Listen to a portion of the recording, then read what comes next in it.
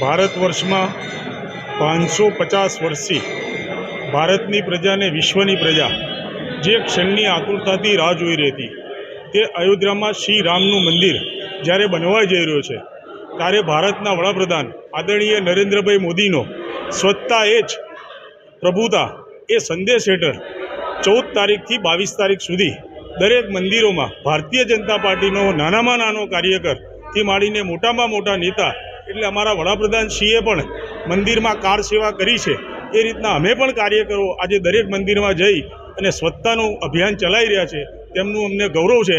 આજે ગણપતિ મંદિરમાં સિદ્ધિવિનાયક ગણપતિ મંદિરમાં અમે સાફ સફાઈનો કાર્યક્રમ કરવાયા છે। ભગવાન ગણેશજીની અમારી પર ખૂબ કૃપા થાય। આ સાથે અમારી જિલ્લાની ભારતીય જનતા પાર્ટીની અને આણંદ શહેરની સમગ્ર ટીમ હાજર રહી છે।